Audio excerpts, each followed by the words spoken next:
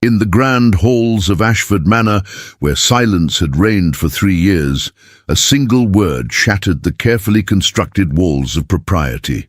The Duke's heir, young Master Theodore, had never spoken, not once since his mother's tragic death. Physicians were consulted, specialists summoned, prayers whispered in the chapel.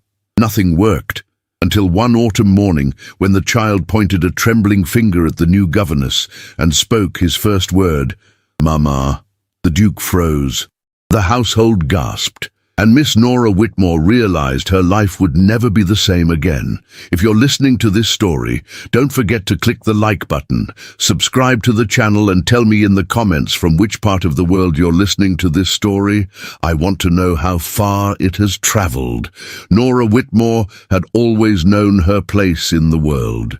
The daughter of a country vicar, she possessed neither fortune nor connections, only a sharp mind and an education far exceeding what society deemed necessary for a woman of her station. At 23, she had resigned herself to a life of genteel poverty, teaching the daughters of minor gentry their letters and watercolors, always grateful, always invisible.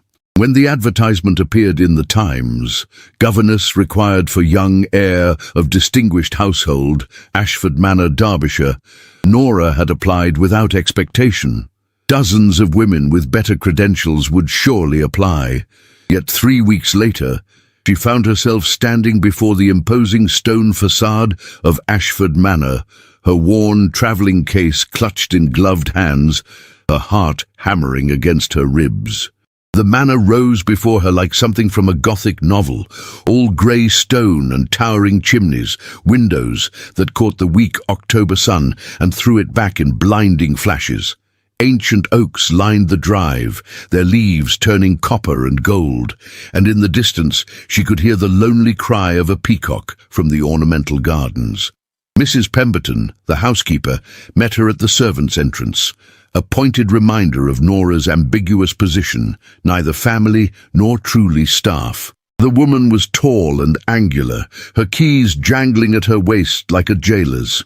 "You're younger than I expected," Mrs. Pemberton said, her tone suggesting this was a grave disappointment. His Grace specified someone older, more experienced. "I assure you, Mrs. Pemberton, I'm quite capable," Norah replied, lifting her chin.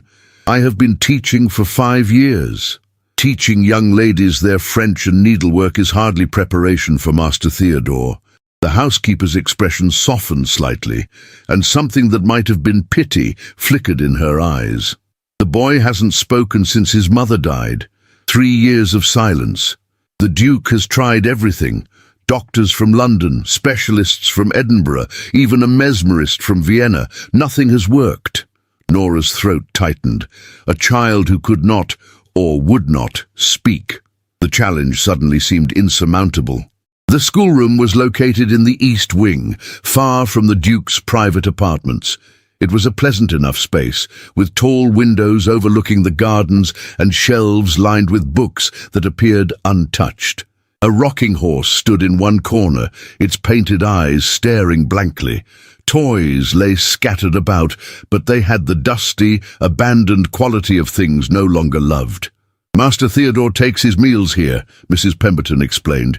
"He is not to be brought to the family dining room. His Grace finds it distressing." "The Duke does not dine with his son?" Norah asked, unable to hide her surprise. "His Grace is a very busy man. The estate is vast, his responsibilities numerous. He sees the boy when he can." The housekeeper's tone brooked no argument. "You will present Master Theodore in the library each evening at 6 o'clock for inspection. The Duke will assess his progress." Progress toward what? Norah wondered. But she held her tongue. She met Theodore the following morning. He was small for 5 years old, with dark curls that fell into enormous grey eyes, his father's eyes, she would later learn. He sat perfectly still in a chair by the window, his hands folded in his lap, and watched her enter without expression. "Good morning, Theodore," Norah said gently, kneeling so they were at eye level. "My name is Miss Whitmore, but you may call me Miss Norah if you prefer. I'm going to be your governess." The child stared at her unblinking. No smile, no acknowledgement, nothing. It was like addressing a beautiful porcelain doll. Norah spent that first week simply observing. Theodore was obedient to the point of being unsettling. He ate what was placed before him, dressed when told, sat where directed.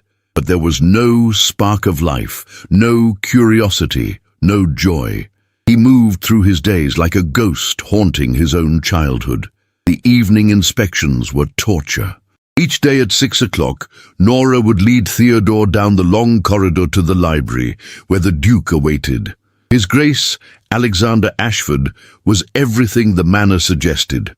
Imposing, aristocratic, devastatingly handsome, in a cold, marble statue way.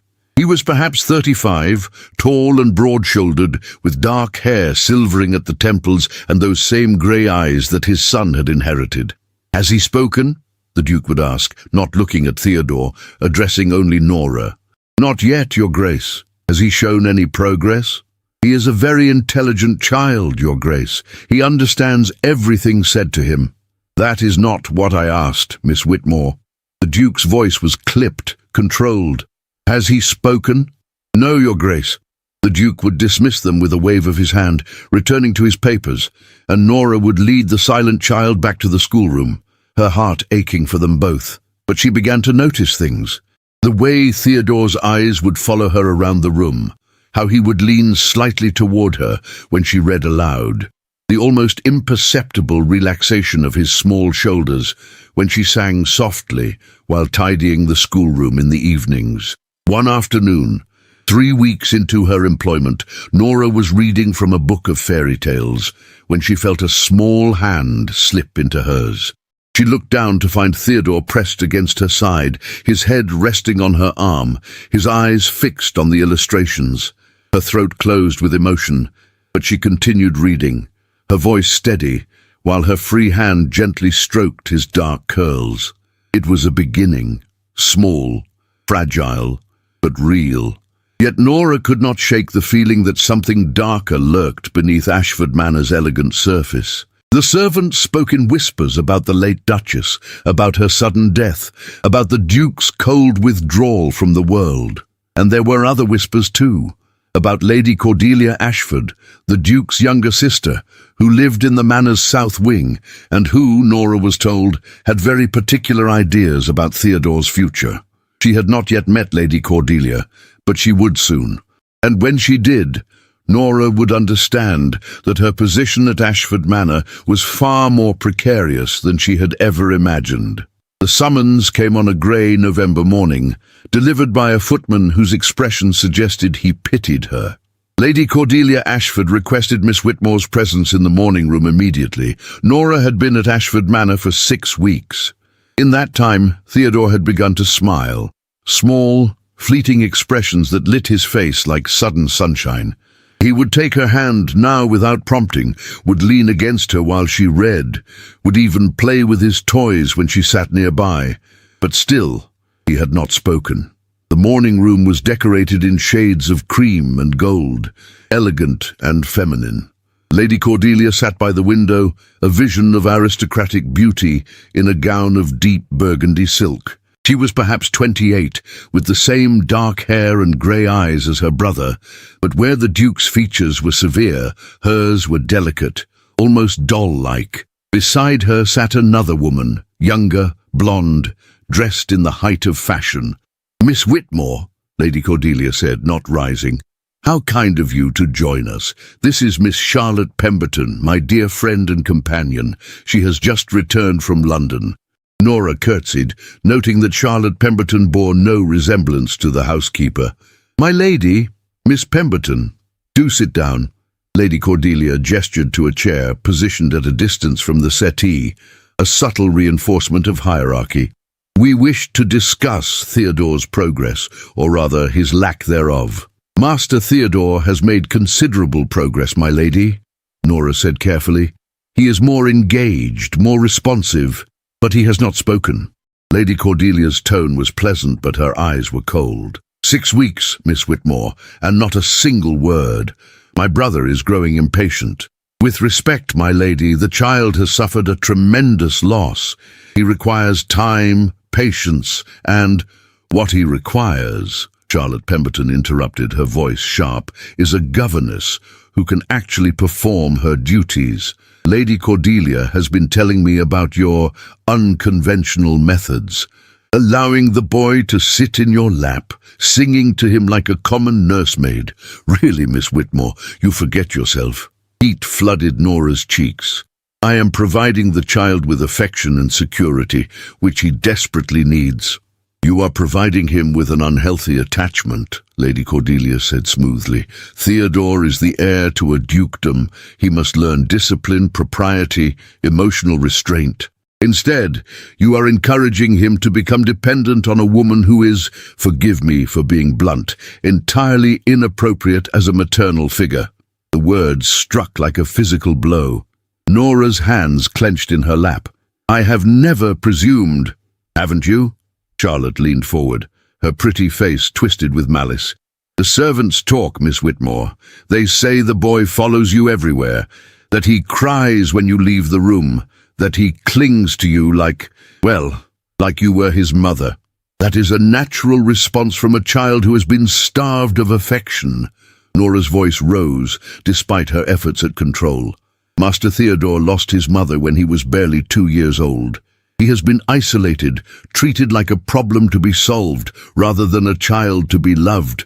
Enough. Lady Cordelia stood, her silk skirts rustling. You overstep, Miss Whitmore. Dramatically. My brother may have hired you, but I am mistress of this household in all but name. And I say that your methods are doing more harm than good. Then dismiss me, Norah said, rising to face her. But know that if you do, you will be taking away the only person who has shown that child genuine care in 3 years. How noble, Charlotte sneered. The poor vicar's daughter, sacrificing herself for the aristocratic orphan. It's quite touching, really. Tell me, Miss Whitmore, do you fancy yourself the heroine of some romantic novel? Do you imagine the Duke will notice your devotion and fall desperately in love with you? The accusation was so absurd, so cruel, that Norah could only stare. That is offensive and utterly baseless. Is it? Lady Cordelia's smile was razor-sharp. You would not be the first governess to harbour such fantasies. But let me be very clear. My brother will never look at you as anything other than a servant. He is destined for a far more suitable match. I have no such aspirations, Norah said through clenched teeth. My only concern is Theodore's well-being. Then you will be pleased to know that we have found a solution, Lady Cordelia said. Miss Pemberton has agreed to take over Theodore's education. She is from an excellent family, well-connected, and has the proper understanding of what is required to raise a future duke. Norah's blood ran cold. Miss Pemberton has no experience as a governess. She has something far more valuable, breeding and social position, Charlotte said smugly. Unlike some, I understand the responsibilities that come with Theodore's station. He needs to be prepared for society, not coddled like a common child. He is 5 years old, and already damaged by your indulgence, Lady Cordelia said. My brother will be informed of our decision this evening. You will have 1 week to prepare Theodore for the transition, and then your services will no longer be required. A reference will be provided naturally, though I suggest you seek employment somewhere far from Derbyshire. The dismissal was absolute. Norah stood frozen, her mind reeling. You cannot do this. The Duke hired me, and I am unhiring you, Lady Cordelia said coldly. My brother trusts my judgment in household matters. He will not object. Now, if you'll excuse us, Miss Pemberton and I have much to discuss regarding Theodore's future education. Norah walked from the morning room in a daze, her legs trembling, her vision blurred with unshed tears. She had been dismissed, cast out, and Theodore, poor, fragile Theodore, would be handed over to a woman who saw him as a project, not a child. She made her way blindly through the corridors, not seeing the servants who pressed themselves against the walls to let her pass, not hearing the whispered conversations that fell silent at her approach. By the time she reached the schoolroom, the tears were streaming down her face. Theodore was at his usual place by the window, playing with wooden blocks. He looked up when she entered, and his small face crumpled with concern. He stood, tottering toward her on unsteady legs, and wrapped his arms around her waist. Norah sank to her knees and held him, this child who had stolen her heart, and wept into his dark curls. How could she leave him? How could she abandon him to Lady Cordelia's cold calculations and Charlotte Pemberton's ambitions? But what choice did she have? She was nobody. Nothing, a governess without fortune or family, entirely at the mercy of her employer's whims. Theodore pulled back and looked up at her with those enormous grey eyes. His small hand reached up to touch her wet cheek, and his expression was so full of confusion and sorrow that Norah's heart shattered completely. "I'm sorry," she whispered. "I'm so sorry, sweetheart." And then, so softly she almost missed it, Theodore spoke. "Mama?" The word hung in the air between them, impossible and perfect. Norah's breath caught, her tears freezing on her cheeks. Theodore was staring at her with an intensity that belied his 5 years, his small hand still pressed against her face. "Mama?" he said again, louder this time, his voice rusty from disuse but unmistakably clear. "Oh, Theodore," Norah breathed, pulling him close again. "Oh, my darling boy." She should correct him, she knew she should. She was not his mama, could never be his mama. But in that moment, with his small arms wrapped around her neck and his first words still echoing in the schoolroom, she could not bring herself to shatter his fragile trust. The door burst open. Mrs. Pemberton stood on the threshold, her face pale. "Miss Whitmore, I heard, did he—" "He spoke," Norah said, her voice shaking. "Mrs. Pemberton, he spoke." The housekeeper's hand flew to her mouth. Merciful heavens! After 3 years, His Grace must be told immediately. Within the hour, the entire household was in an uproar. Servants whispered in corners, their eyes following Norah with a mixture of awe and suspicion. Lady Cordelia's face, when she heard the news, went white with fury. And the Duke summoned Norah to his study. She had never been in his private domain before. The room was all dark wood and leather, smelling of tobacco and old books. The Duke stood by the window, his back to her, his shoulders rigid with tension. "Tell me exactly what happened," he said, without preamble. Norah recounted the morning's events, leaving out Lady Cordelia's threats and Charlotte's cruelty, focusing only on Theodore's breakthrough. When she finished, silence stretched between them like a chasm. Finally, the Duke turned. His face was unreadable, but something flickered in his grey eyes. Pain, perhaps, or anger, or something more complicated. "He called you Mama," he said flatly. "Yes, Your Grace. I did not encourage. I am aware." The Duke moved to his desk, his movements controlled, precise. "My sister has informed me of her concerns regarding your methods. She believes you have overstepped your position. Your Grace, I only sought to provide the child with the affection he needs, and in doing so, you have made him speak for the first time in 3 years. The Duke's voice was hard, but there was an undercurrent of something else. "Do you understand what that means, Miss Whitmore? That he is healing, that he has transferred his attachment from his mother to you." The Duke's jaw clenched. "That he sees you as a replacement for the woman he lost. I never intended—" "Intentions are irrelevant." The Duke picked up a letter from his desk, his fingers white-knuckled around the paper. "My sister wishes me to dismiss you. She has already arranged for Miss Pemberton to take your place." Norah's heart sank. "I see. No. However," the Duke continued, his eyes boring into hers, "my son has spoken for the first time since his mother's death. Whatever your methods, Miss Whitmore, they have achieved what dozens of specialists could not. I am not fool enough to discard that success to appease my sister's sensibilities." Hope flared in Norah's chest. "Then I may stay?" "You may stay," the Duke confirmed, "but there will be conditions. You will not allow Theodore to call you Mama. You will maintain appropriate distance, and you will prepare him gradually to be less dependent on your presence. Is that understood?" "Yes, Your Grace." Norah hesitated. "May I ask, why does Lady Cordelia object so strongly to my presence?" The Duke's expression darkened. My sister has her own ideas about Theodore's upbringing. She believes he should be sent to boarding school as soon as possible. That emotional attachment is weakness, that he must be hardened for his future role. She sees your influence as corrupting. He is 5 years old, Norah said quietly. He needs love, not hardening. That is not your decision to make. The Duke's tone was sharp, but his eyes betrayed uncertainty. However, for now, you will continue as his governess. But understand this, Miss Whitmore, if you fail to maintain appropriate boundaries, if you encourage his attachment rather than redirecting it, I will have no choice but to dismiss you. My son is the heir to a dukedom. He cannot afford to be weak.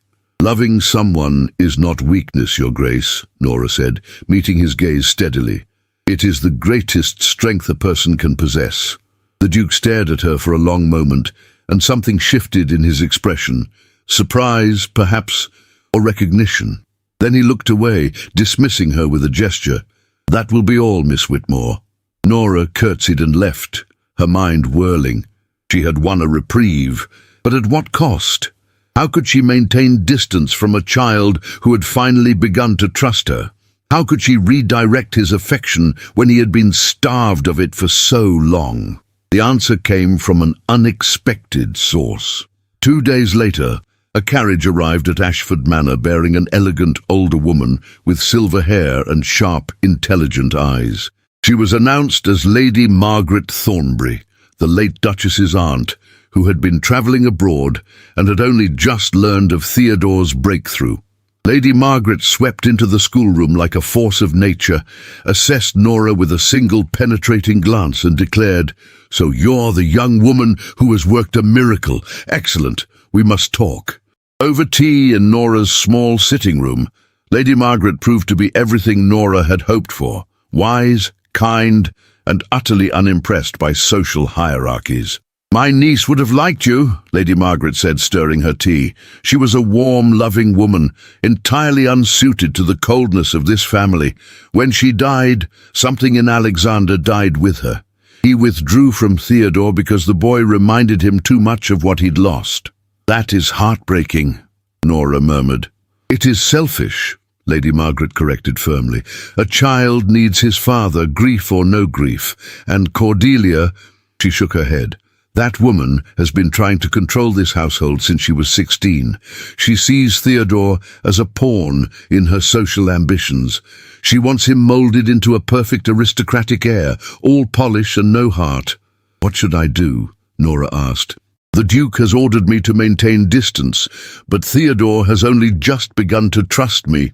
"You will do exactly as you have been doing," Lady Margaret interrupted. "You will love that child, guide him, help him heal, and you will ignore Cordelia's machinations. I intend to stay at Ashford Manor for the foreseeable future, and I will ensure that you are protected." "Why would you do that for me?" "Because my great-nephew deserves better than what this family has given him," Lady Margaret said simply. "And because I see in you something rare, genuine compassion without ulterior motive. You do not want the Duke's fortune or his title. You simply want Theodore to be happy." "I do," Norah admitted. "More than anything." "Then we are allies." Lady Margaret smiled. "Now tell me everything about his progress. I want to know every detail." Over the following weeks, Lady Margaret's presence transformed the atmosphere at Ashford Manor. She took meals with Theodore and Norah in the schoolroom, filling the space with laughter and stories. She confronted Lady Cordelia directly, making it clear that any attempt to dismiss Norah would be met with fierce opposition. And, most surprisingly, she began to draw the Duke back into his son's life. It started with small things. Lady Margaret would arrange for Theodore to be in the library when the Duke was working, quietly playing with his toys. She would invite the Duke to join them for tea in the gardens.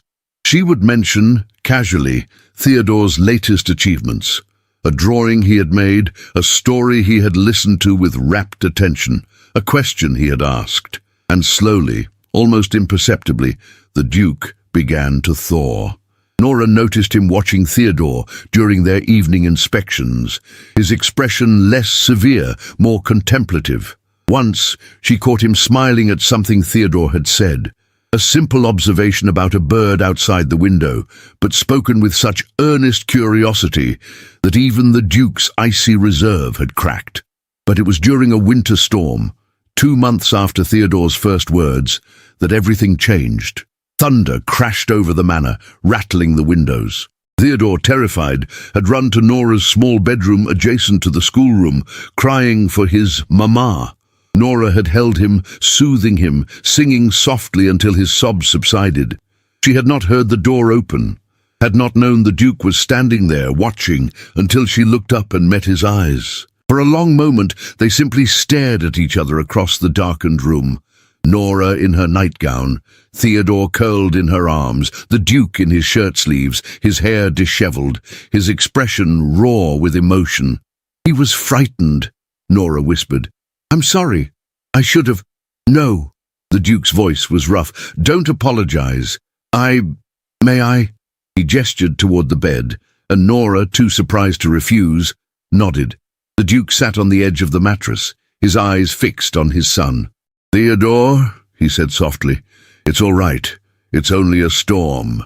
Theodore lifted his head from Norah's shoulder and looked at his father with wide, uncertain eyes. Then, to everyone's shock, he reached out a small hand toward the Duke. "Papa," he whispered. The Duke's face crumpled.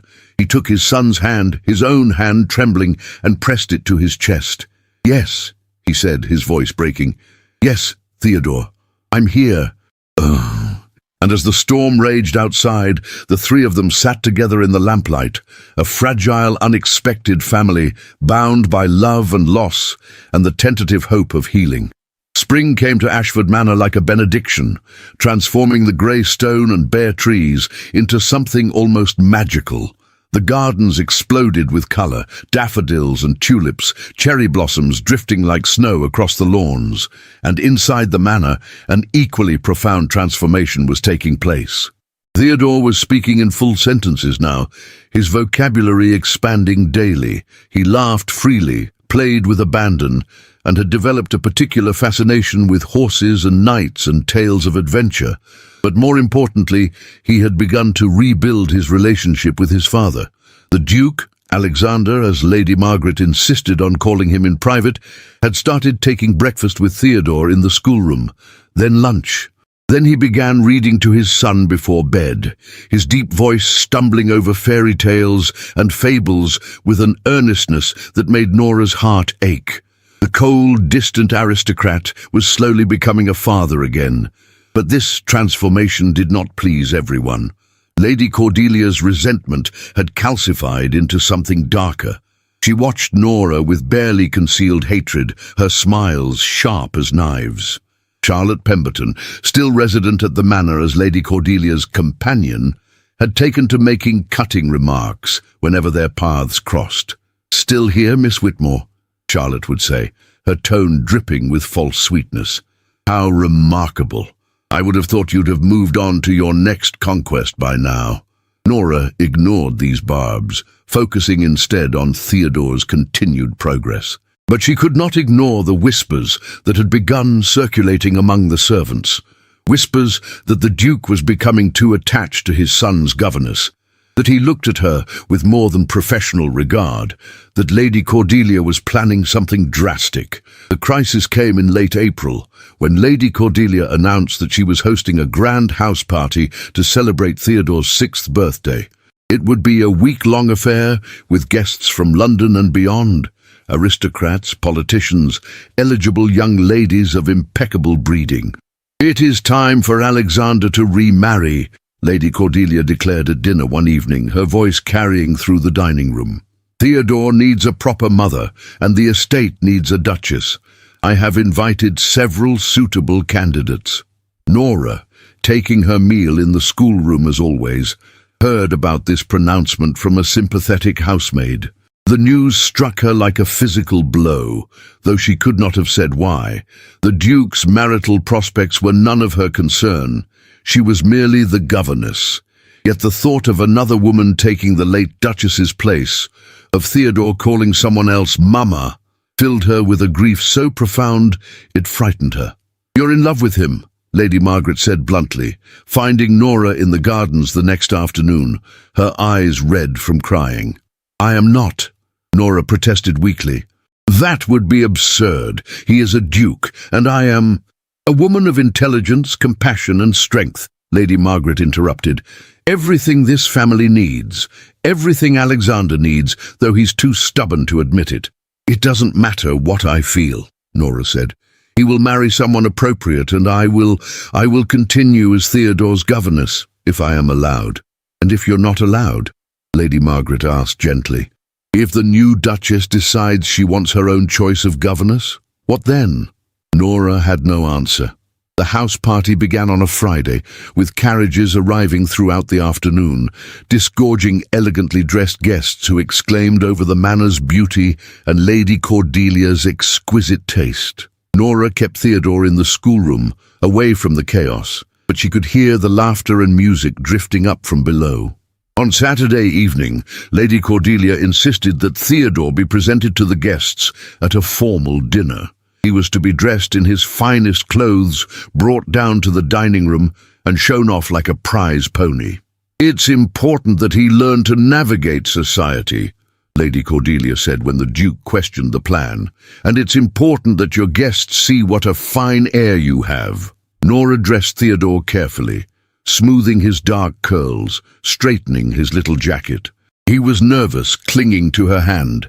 "Will you come with me, Miss Norah?" he asked. "I cannot, sweetheart," Norah said gently. "But your papa will be there, and Lady Margaret.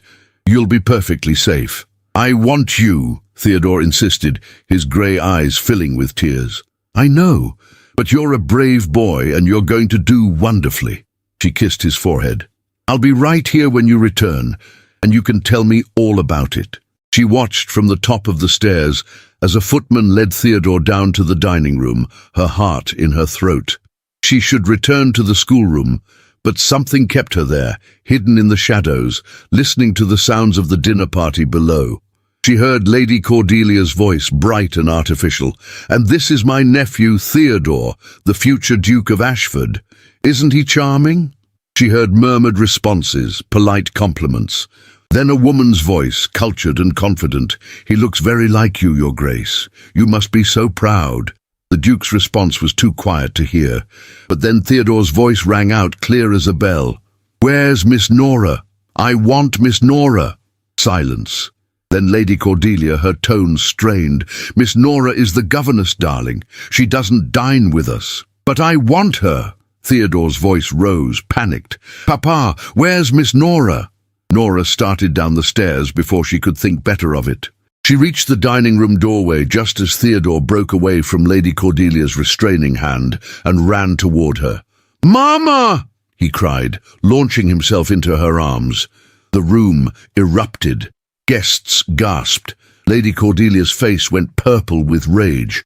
Charlotte Pemberton laughed, a cruel tinkling sound, and the Duke stood slowly, his eyes locked on Norah's face, his expression unreadable. "Theodore," Lady Cordelia hissed, "that is not your mamma. That is the governess. You will apologize this instant for this disgraceful display." "Leave him alone," the Duke said quietly. Everyone froze. "Alexander," Lady Cordelia began, "this is completely inappropriate. I said, leave him alone." The Duke moved around the table, his gaze never leaving Norah. "Miss Whitmore, please take Theodore back to the schoolroom. I will join you shortly." Norah curtsied, her face burning with humiliation, and fled with Theodore in her arms. Behind her, she heard the explosion of conversation, Lady Cordelia's furious protests, Charlotte's delighted gossip-mongering. She had ruined everything. In the schoolroom she held Theodore while he cried, soothing him with soft words and gentle touches. When he finally fell asleep, exhausted from emotion, she laid him in his small bed and sat by the window, waiting for the Duke's arrival and her inevitable dismissal. He came an hour later, still in his evening clothes, his cravat loosened, his hair dishevelled as though he'd been running his hands through it. "Miss Whitmore," he said, and stopped. "I'm sorry," Norah said quickly. I should never have come downstairs. I should have corrected Theodore months ago when he first called me Mama. I have overstepped in every possible way, and I understand if you wish to dismiss me." "I don't wish to dismiss you," the Duke interrupted. "I wish to marry you." Norah's mind went blank. "I beg your pardon?" "I wish to marry you," the Duke repeated, moving closer.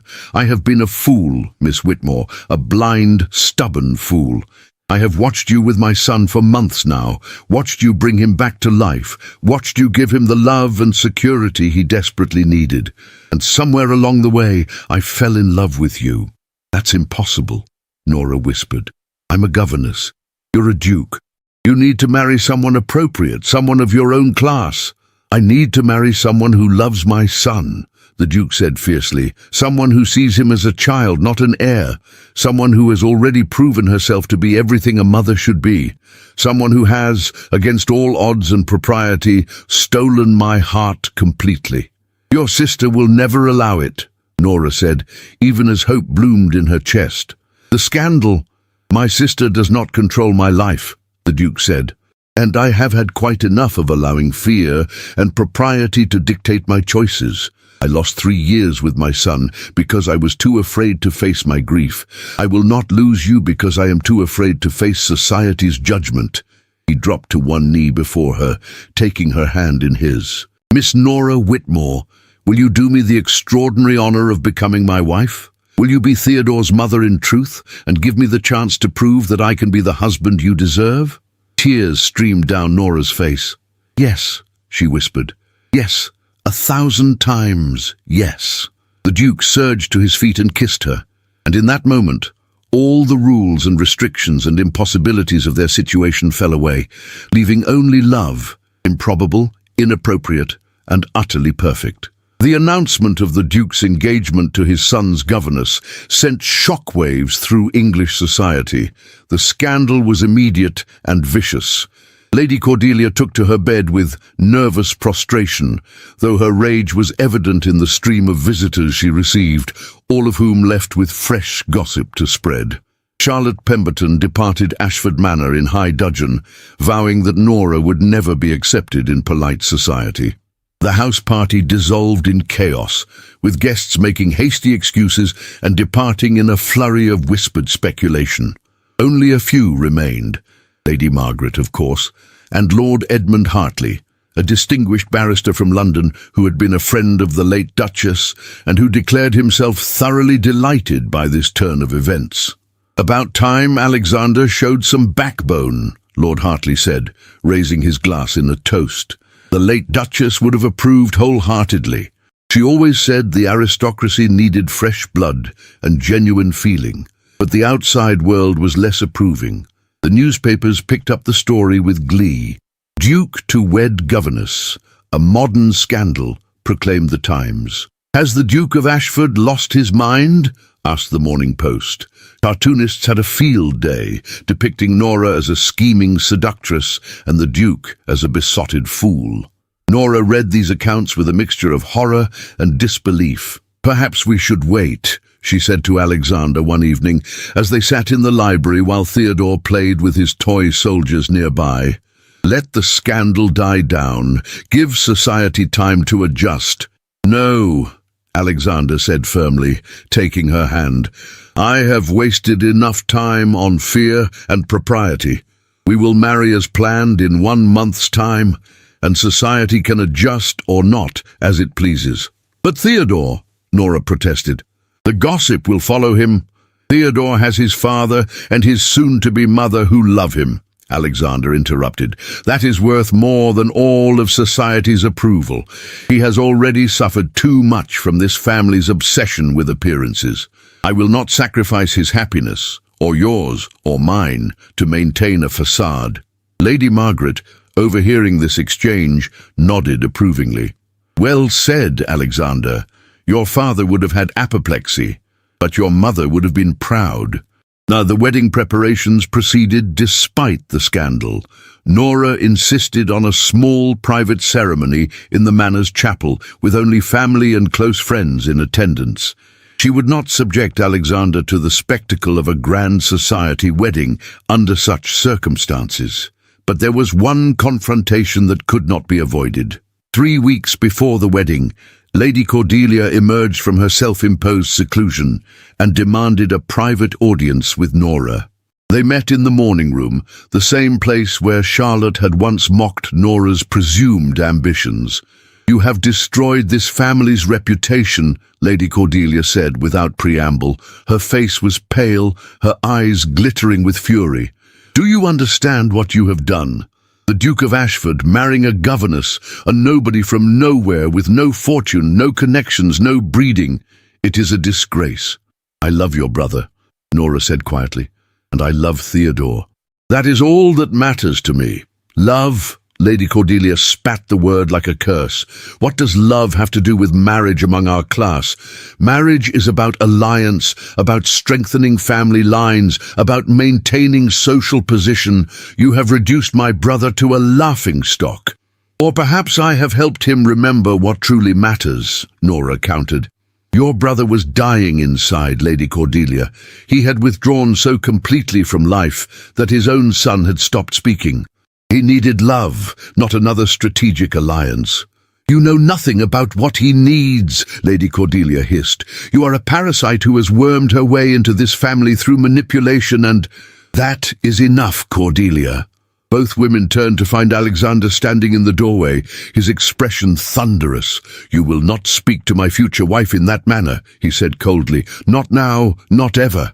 Alexander, you cannot possibly—" "I can, and I will," Alexander interrupted. "Cordelia, you have been mistress of this household since our mother died, and I have been grateful for your service. But you have overstepped. Your obsession with social position has blinded you to what actually matters. Theodore was suffering, and you wanted to send him away to school. I was drowning in grief, and you told me to remarry for political advantage. Well, I am done taking your advice." Lady Cordelia's face crumpled.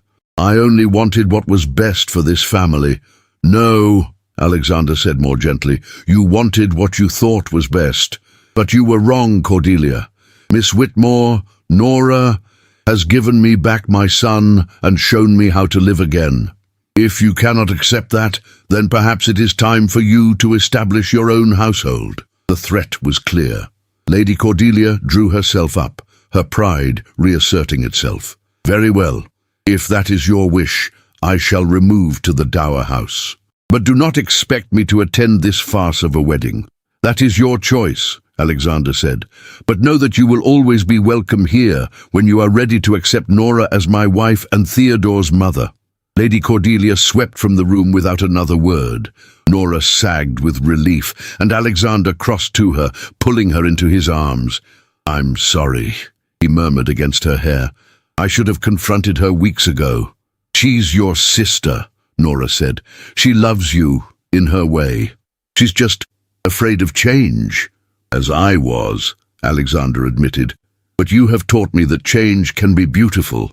The wedding took place on a bright May morning with apple blossoms drifting through the chapel windows and Theodore serving as an enthusiastic ring-bearer. Lady Margaret wept throughout the ceremony. Lord Hartley beamed, and when Alexander kissed his bride, Theodore cheered so loudly that everyone laughed. The wedding breakfast was a small, joyful affair. There were no society matrons to impress, no political alliances to cement, just good food and genuine happiness.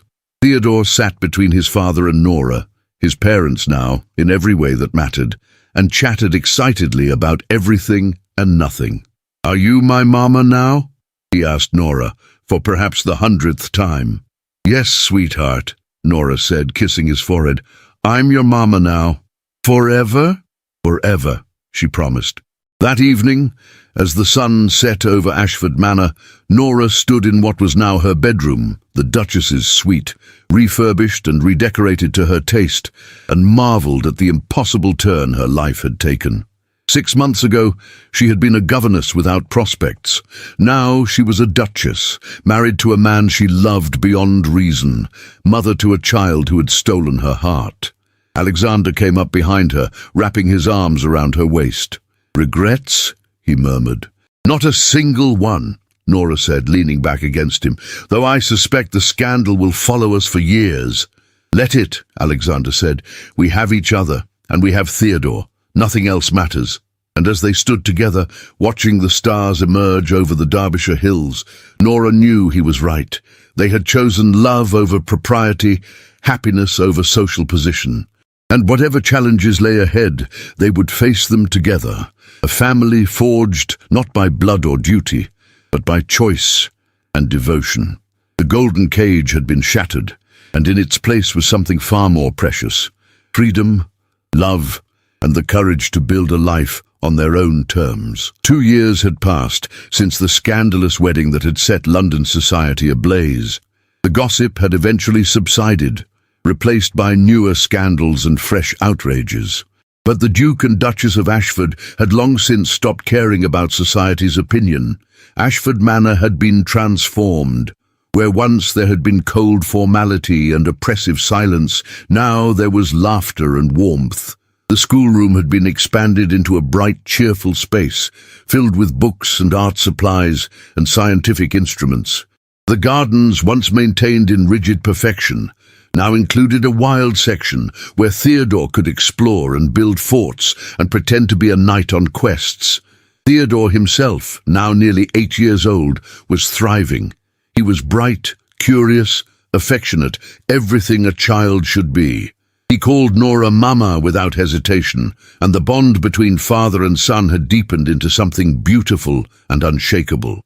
But the greatest change was in Alexander himself. The cold, distant Duke had been replaced by a man who smiled freely, who played with his son in the gardens, who looked at his wife with such open adoration that even the most cynical observers were moved. He had begun taking an active interest in progressive causes: education reform, workers' rights, improvements to tenant housing on his estates.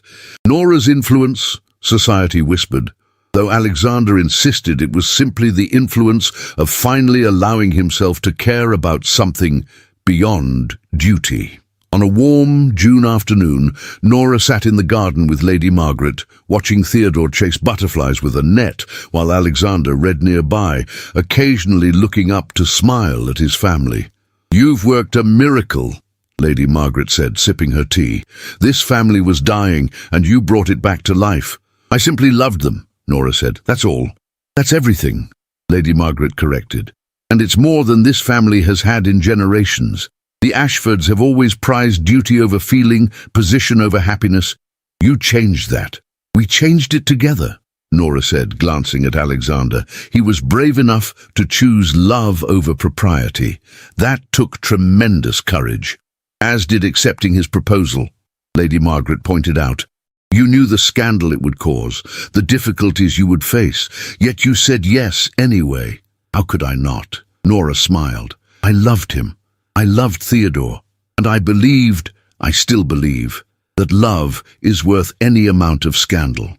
A carriage appeared on the drive, and Norah was surprised to see Lady Cordelia emerge. She had not visited Ashford Manor since the wedding, though she and Alexander had maintained a cautious correspondence. She looked older, thinner, but there was a softness in her expression that had not been there before. Alexander rose to greet his sister, and after a moment's hesitation, embraced her. They spoke quietly, too far away for Norah to hear, and then Alexander gestured toward where Norah sat. Lady Cordelia approached slowly, her hands clasped before her. "Your Grace," she said formally, then stopped. "Norah, may I speak with you?" "Of course," Norah said, gesturing to a chair. Lady Margaret tactfully excused herself. Lady Cordelia sat stiffly, not meeting Norah's eyes. "I owe you an apology," she said finally. "I have been unkind, cruel even. I allowed my fear of change and my obsession with propriety to blind me to what was truly important. You have made my brother happy. You have given Theodore the mother he needed, and I have been wrong about everything." "You love your family," Norah said gently. "You were trying to protect them in the only way you knew how." "I was trying to control them," Lady Cordelia corrected. "There is a difference. I have spent the past 2 years in the Dower House, alone with my thoughts, and I have come to realize how much damage my rigidity has caused. I drove away the one person who could have saved this family, and I nearly destroyed my relationship with my brother in the process." "You haven't destroyed anything," Norah assured her. "Alexander loves you. He has always loved you. He simply needed you to accept his choices." "I do accept them," Lady Cordelia said, finally meeting Norah's gaze. "I see now that you are exactly what this family needed, and I hope that perhaps, in time, we might become friends." "I would like that very much," Norah said, taking Lady Cordelia's hand. "Theodore asks about his Aunt Cordelia often. He would love to know you better." Lady Cordelia's eyes filled with tears. "I would like that too." Dicky, the reconciliation was not instantaneous, but it was genuine. Lady Cordelia began visiting regularly, slowly rebuilding her relationships with Alexander and Theodore, and developing a tentative but growing friendship with Norah. She even, to everyone's surprise, began championing Norah in society, using her considerable influence to silence the remaining gossips. "If the Duchess of Ashford is good enough for my brother and nephew," she declared at a London dinner party, "then she is certainly good enough for the rest of us. Anyone who suggests otherwise will answer to me." Coming from Lady Cordelia, this was tantamount to a royal decree. The remaining social resistance crumbled, but Norah cared little for society's approval. Her happiness lay in the life she had built at Ashford Manor, in the family she had found against all odds. One evening, as she tucked Theodore into bed, he looked up at her with those serious grey eyes, so like his father's. "Mama," he said, "do you remember when I first called you that?" "I do, sweetheart," Norah said, smoothing his hair. "You were very brave that day." "I knew you were my mama even then," Theodore said. "I just didn't have the words yet, but I knew you loved me, and I loved you, and that made you my mama." Norah's throat tightened with emotion. "That's exactly right, darling. Love is what makes a family, not blood or titles or anything else." "I'm glad you married Papa," Theodore said sleepily. "I'm glad you stayed." "So am I," Norah whispered, kissing his forehead. "So am I." She found Alexander in their private sitting room, reading by the fire. He looked up when she entered, and the love in his eyes still took her breath away, even after 2 years of marriage. "He's asleep?" Alexander asked, setting aside his book. "Finally," Norah said, settling beside him. "He wanted to talk about the day he first called me Mama. The day that changed everything," Alexander said, pulling her close. "I was terrified, you know. When I realized I was falling in love with you, it seemed impossible, inappropriate, doomed to failure." "And yet here we are," Norah said, resting her head on his shoulder. "Here we are," Alexander agreed. "Happy together, with a son who is thriving and a future that looks nothing like what I imagined, and is infinitely better for it." "Do you ever regret it?" Norah asked. "The scandal, the gossip, the way we defied every social convention." "Not for a single moment," Alexander said firmly. "You taught me that true nobility has nothing to do with titles or bloodlines. It's about courage, compassion, and the willingness to fight for what matters. You are the most noble person I have ever known, Norah Ashford, and I am honored to be your husband."